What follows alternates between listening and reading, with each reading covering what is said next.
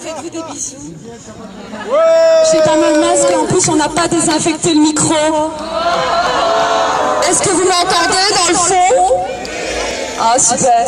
Ça me fait... je suis super touchée d'être là et ça me tenait vraiment à cœur d'être présente ce soir pour soutenir le docteur Pascal Sacré.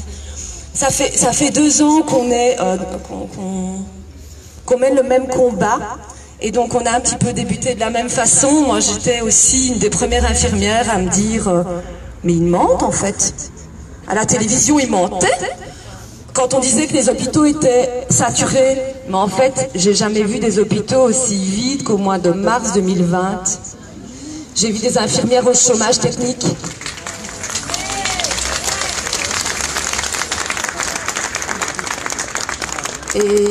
Et puis alors j'ai commencé, je vais pas la faire trop longue, hein. J'ai commencé à ouvrir ma bouche sur les réseaux sociaux en disant, je tousse, je vais faire un test PCR.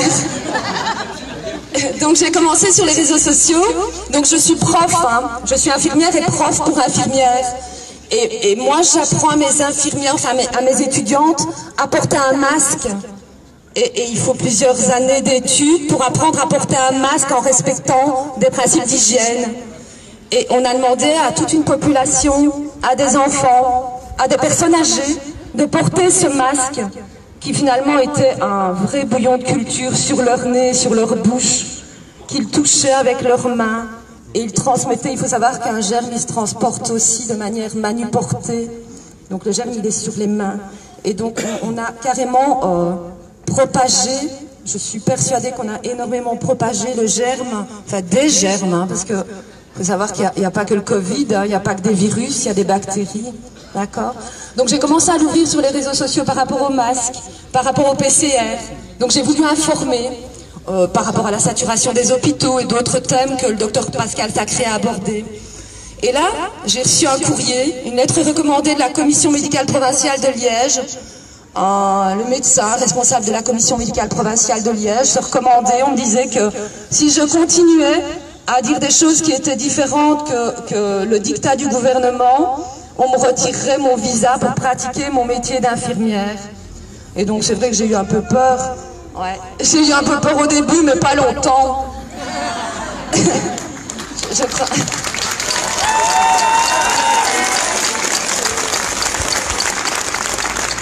Et puis je vous retrace le parcours en vitesse, hein, pour ceux qui ne me connaissent peut-être pas, parce que voilà. Et puis alors après je suis allée à Bruxelles, et là à Bruxelles je me suis fait embarquer parce que, encore une fois, j'étais une terroriste de dire des choses différentes à celles que le gouvernement racontait. Et donc on m'a mis au cachot un petit peu, et puis je trouvais ça très chouette de pouvoir me recentrer sur moi-même et d'avoir la confirmation que ce que je disais était légitime. Pourquoi on ferait taire quelqu'un qui raconte des conneries, hein? Donc tout ça, j'ai commencé à ouvrir les yeux sur tout ça. Et puis alors j'ai contacté Alexandre Penas, que je remercie encore énormément de m'avoir donné la parole.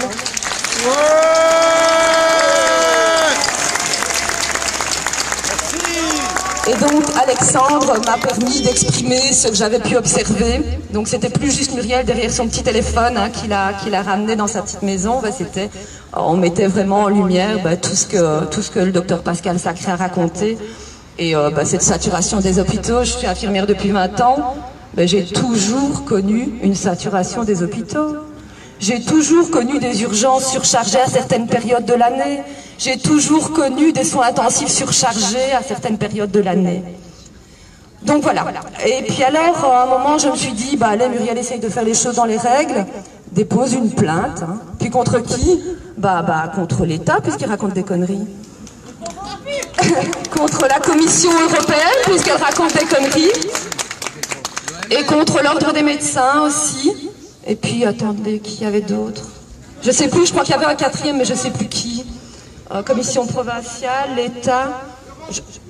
Et l'Europe, mais oui, la Commission européenne. Donc c'était juste 3, donc j'exagère encore.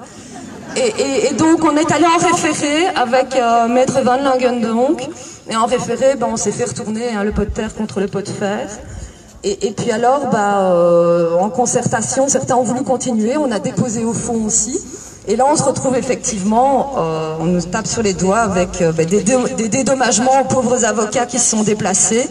Et donc là, maintenant, on doit payer une certaine somme aux avocats qui se sont déplacés.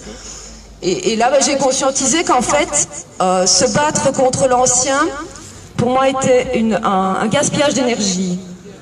Hein, et moi, j'ai choisi, à un moment, de faire comme s'il n'était pas là, et de réfléchir à pour comment ça se fait que toutes ces personnes, elles sont aussi dociles.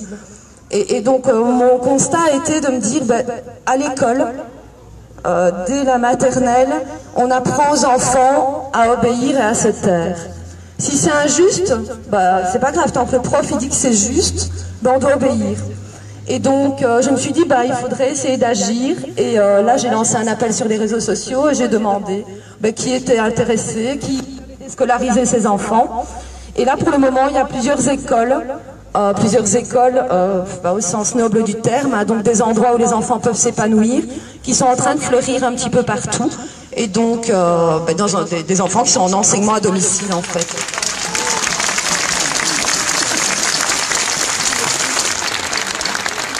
Et donc voilà, j'ai envie de vous dire, mettons tout notre cœur à œuvrer pour quelque chose de nouveau.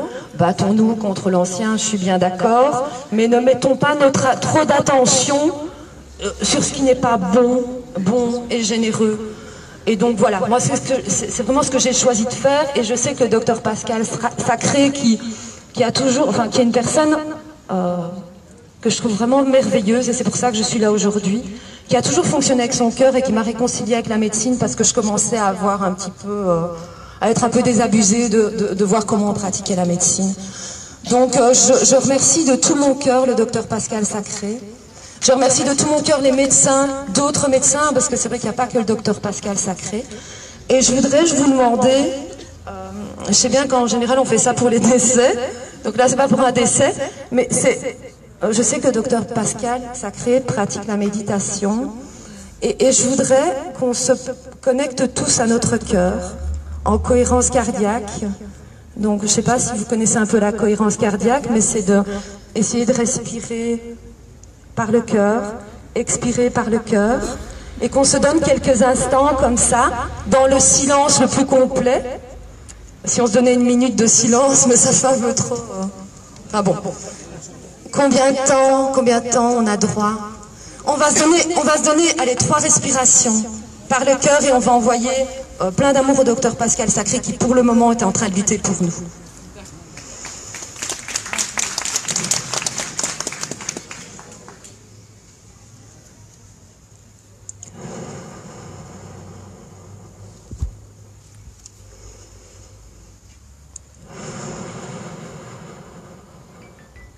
Désolée d'avoir sapé l'ambiance.